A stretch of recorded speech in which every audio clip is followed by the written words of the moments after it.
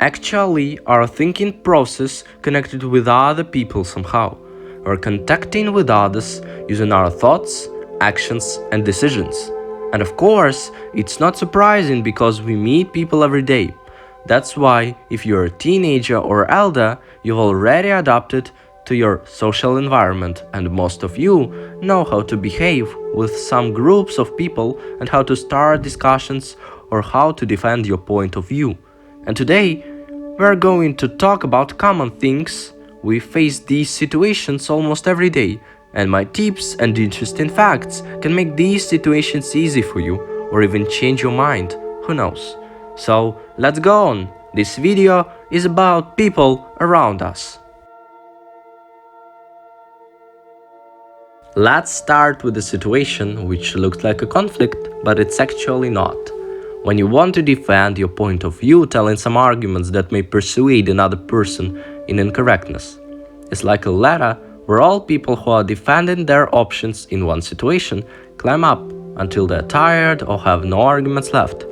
And this system of contradiction has lots of limitations. As a clear example, you may imagine a situation when you're having such a conversation with someone, while any one of you two attacking, at the same time anyone will defend. And after each argument, your points of view become more aggressive and lose ability to advance. While there is an attacking-defending conversation, you can't think useful. You have a goal not to reach or achieve something. You have a goal to persuade everyone that you're right and others not. In this type of conflicts, in the end, someone's point of view is going to win.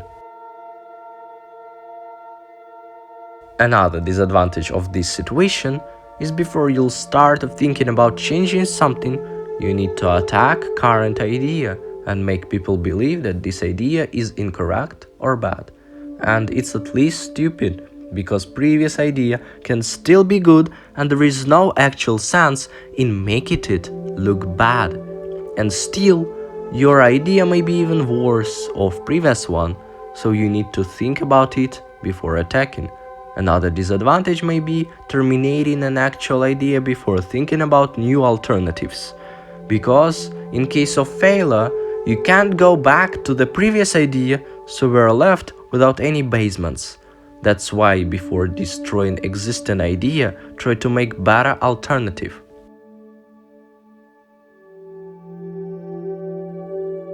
Now, let's talk about criticism.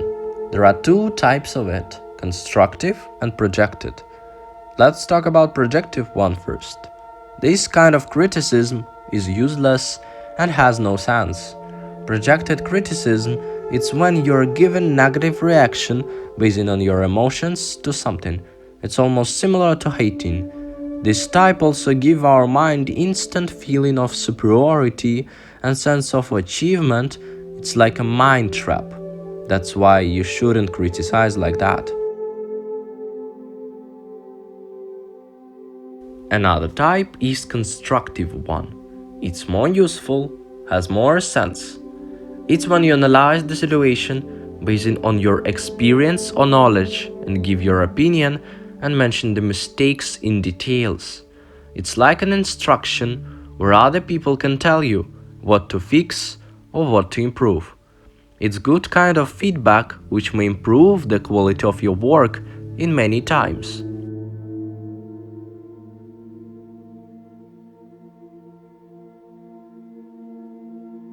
Why not to talk about some methods which may help you in public discussions or something like that?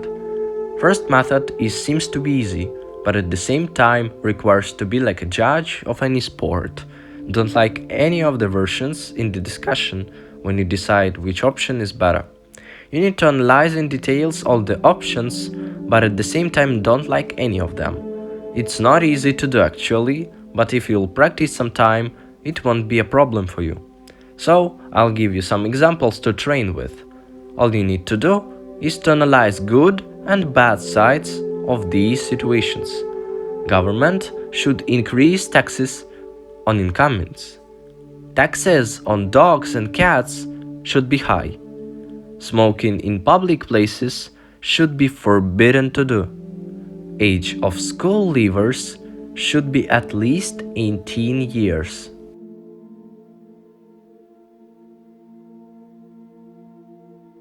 Second method has an acronym, as in PMI method. It sounds like ADI, agreement, disagreement, and impertinence. This method is mostly connected with the previous one because we compare two sides of the situation, bad and good ones. As in the PMI method, we need to make everything in the right order, but at the same time it's not so scary to do it how you want to. Starting with agreements, you need to choose with what options all or most of your group agree, then disagree, and what is improperly at all. Be ready for some discussions which may be active and have aggressive character. But if you'll do everything patiently, you'll have lots of things to agree with each other and do good and qualitative analysis. As an example, you may train at these situations. Your neighbor's music playing too loud at night. Government think of increasing fines because of illegal parking in 2 times. Workers want increasing of their salaries, but administrators say that it will cause increasing of prices.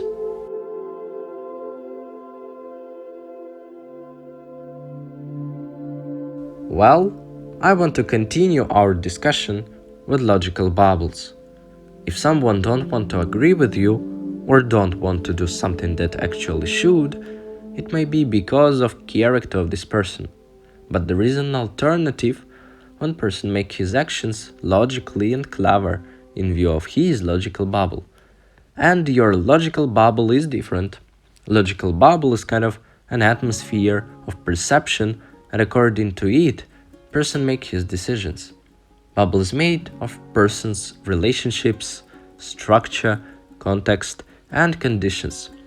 Logical bubble contains real conditions of an environment and how person perceive them. For example, at your work you may be paid by someone for a good mood, but at the same time, it may be regarded as bribing. It's also good to analyze others' logical bubbles if you have a cooperative work, for example, or you're working in a team. You'll know how to make others trust you or your ideas, for example. There are lots of methods of usage. As an example, try to expound logical bubbles of people caught up in the following situation.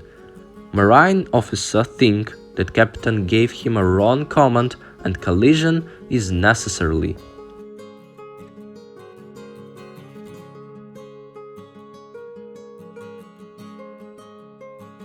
Now it's time to talk about useful communication. To make it useful, you need to make person you're talking with understand the meaning and sense of what you're saying. That's why some documents may be hard to read or hard to understand for us. Next method, and all the previous ones, also may help you in communication, for example, to understand mood or valuables. Also, if you are given a speech, it would be perfect if you'll analyze logical bubbles of your audience and make your speech easier to understand for everyone. For example, use easy terms, talk not so fast, and explain something if you thought it was hard to understand.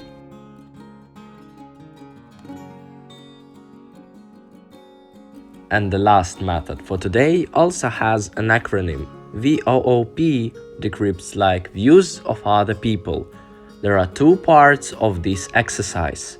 First thing we need to do is to identify people who take part in your situation. Then you need to see the situation through their eyes. After you've done everything in the right order, you'll have a list of things you need to fix or keep in mind. As an examples, take a look at these situations and do everything according to the plan.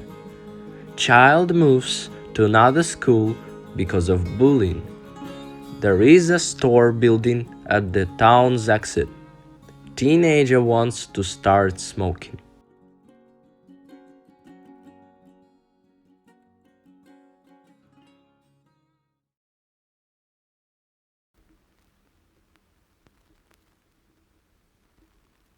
Thank you for watching this video.